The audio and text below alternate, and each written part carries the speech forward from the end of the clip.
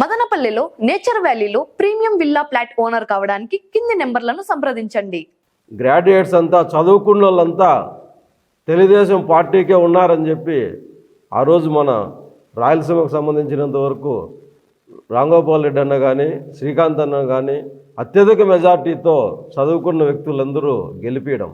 ఎందుకంటే ఆ 5 సంవత్సరాల విధ్వంస పాలనలో 19 నుంచి 23 వరకు కూడా ఆ 4 సంవత్సరాల్లో కూడా ఎట్టి పరిస్థితుల్లోనూ ఏ ఒక్కటి కూడా ప్రభుత్వ ఉద్యోగాలు కావచ్చు, ప్రైవేటు ఉద్యోగాలు కావచ్చు, ఒక ఫ్యాక్టరీల విషయంలో కావచ్చు, ఏ ఒక్క డెవలప్మెంట్ చేయకుండా నిరుద్యోగుల్ని పెంచి పోషించిన ఘనత అప్పటి ముఖ్యమంత్రి వైఎస్ జగన్మోహన్ రెడ్డిది.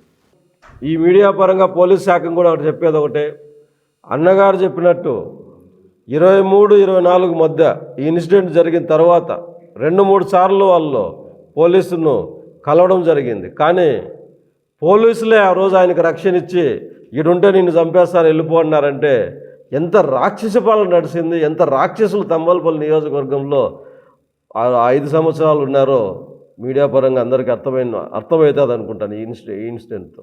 ఈ కంప్లైంట్లను కూడా జత చేసి ఇప్పుడు మన ప్రభుత్వం అధికారంలో ఉంది, ప్రజాస్వామ్యం ఉంది, ముఖ్యంగా ఆంధ్రప్రదేశ్లో ప్రజాస్వామ్యం ఉంది, తంబలపల్లి నియోజకవర్గంలో కూడా ప్రజాస్వామ్యమే కాపాడుతుంది. కాబట్టి ఈరోజు ప్రజాస్వామ్యబద్ధంగా ఆయనకు జరిగిన ఈ అన్యాయానికి సంపూర్ణ మద్దతు మా తంబలపల్లి నియోజకవర్గం నుంచి తెలుగుదేశం పార్టీ నాయకులు, కార్యకర్తలు అందరూ అన్నకు అండగా ఉంటాం.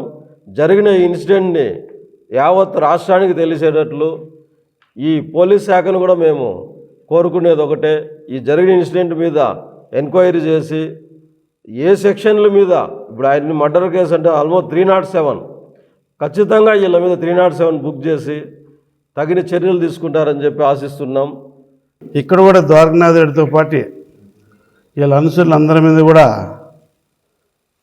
కేసు పెట్టించి వీళ్ళ జైలుకి పంపించేదానికి మేము వెంకయ్య అన్నతో, చౌదరి అన్నతో పాటు అందరం కూడా మా తమ్మలపల్లి నియోజకవర్గం అందరూ కూడా అన్న కట్టి ఉంటాము. దీంట్లో ఎటువంటి పరిస్థితి ఎన్నిక భేది లేదు. ఇంకా కొన్ని చేసినారు, ఇంకా చాలామంది మీద మన మీద రాళ్ళు వేసిన వాళ్ళు, ఇంకా వాళ్ళు కూడా కొంతమంది చెప్పులు వేసిన వాళ్ళు కూడా దాంకొని తిరుగుతున్నారు. ఈరోజు తమ్మలపల్లి నియోజకవర్గంలో చేసిన ఎక్కడ పోయినా కూడా ఈ ద్వారకనాథ్ రెడ్డి పిలిచి దౌర్జన్యాలు చేయించినాడే ప్రతి తామును కూడా.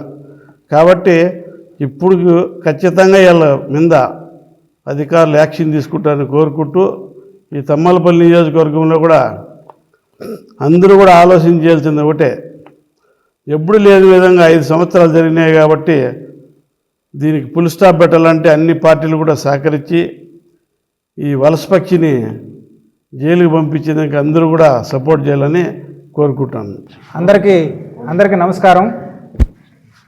ఈరోజు మనం తంబళ్ళపల్లి నియోజకవర్గంలో ములకల చెరువులో ఉన్నాం.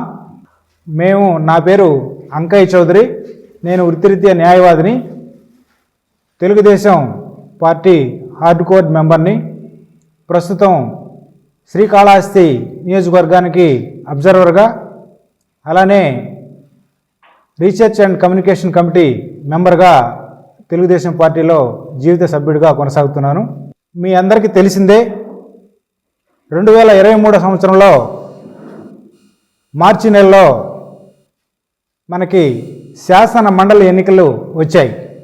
అది తెలుగుదేశం పార్టీ చాలా ప్రతిష్టాత్మకంగా తీసుకొని గెలిపే ధ్యేయంగా ప్రచారంలో అన్ని విధాల ముందుండి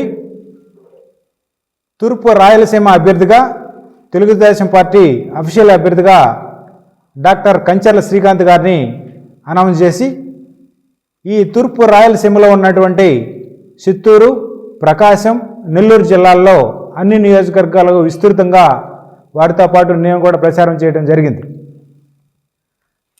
పార్టీ ఆదేశాల మేరకు, శ్రీకాంత్ గారి సూచనల మేరకు ఆ రోజు నేను స్వతంత్ర అభ్యర్థిగా పార్టీ అవసరాల కోసం పోటీ చేయడం జరిగింది.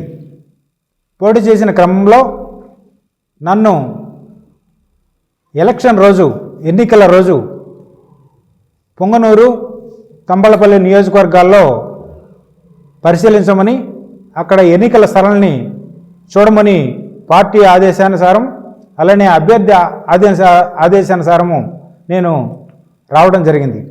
మార్చి 13, 2023 పుంగనూరులో అన్ని నియోజకవర్గాల్లో అన్ని మండల కేంద్రంలో బూతులు పరిశీలించి, పుంగనూరులో వారు కౌన్సిలర్స్ ఒక ఇద్దరు అక్కడ బూత్ ఏజెంట్లుగా ఉంటే రూల్ ప్రకారం అక్కడ ఉండకూడదు అని చెప్పేసి ఆ రోజు చెప్పి అక్కడ ప్రెస్ మీట్లో మాట్లాడిన తర్వాత నేను తంబళపల్లి నియోజకవర్గంలో ఎంటర్ కావడం జరిగింది.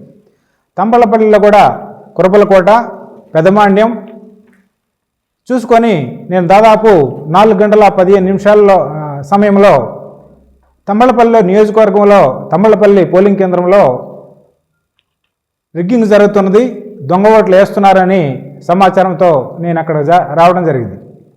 అక్కడ అప్పటికే దాదాపు ఒక 20-25 మంది దొంగ ఓట్లు వేయటానికి వాళ్ళ దగ్గర ఐడి కార్డులు కూడా లేకుండా ఉండటంతో నేను వారిని అక్కడ ఉండే ఆఫీసర్లని వాళ్ళకి ఐడి కార్డులు కూడా లేకుండా ఎట్లా ఇస్తారని చెప్పి అడగడం జరిగింది. తదుపరి అక్కడ వచ్చేసి వాళ్ళందరినీ కూడా ఓటు హక్కు వినియోగించకుండా చేయగలిగాం. అక్కడ నుంచి నేను బయలుదేరుతుండగా మా తంబళపల్లి నియోజకవర్గంలోకి వచ్చి, మీరు మాకు పడాల్సిన ఓట్లు మీరెవరు ఆపటానికి అని చెప్పేసి వైసీపీకి సంబంధించిన నాయకులు దాదాపు 30 నుంచి 40 మంది నన్ను అక్కడే అటాక్ చేయడం జరిగింది. అక్కడున్న పోలీసులు, మన నాయకులు రెడ్డి గారు, బేర్ శ్రీనివాసులు వీరందరూ కూడా నన్ను ప్రొటెక్ట్ చేసి మీరు కారులో బయలుదేరమని చెప్పి నన్ను కారు దగ్గర బయలుదేరి తంబళపల్లి దాటక ముందే నా కారుని దాదాపు ఒక 10 నుంచి 15 కార్లు వెంబడించి,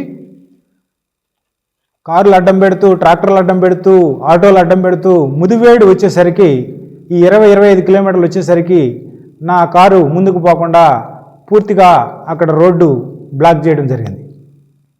బ్లాక్ చేసి అక్కడ ఈ వైసీపీ నాయకులు ఎవరైతే ఉన్నారో వారందరూ కూడా నా కారు ముందు నిలబడడంతో నా డ్రైవరు భయపడి కింద దిగడంతో నేను విధిలేని పరిస్థితుల్లో ఒక షాపులోకి పోయి ఆ షాపులో దాక్కోవడానికి వీలు లేక ఆ తర్వాత గుడిలోకి పోయి తర్వాత మిల్లులోకి పోతే ఆ మిల్లులో ఈ వైసీపీ నాయకులందరూ అక్కడికి వచ్చి నన్ను బలవంతంగా కొట్టి అపహరించుకొని పోలీసు వాళ్ళు మన నాయకులు చూస్తుండగానే అడవిలోకి వివిధ ప్రదేశాల్లోకి తీసుకొని పోవడం జరిగింది.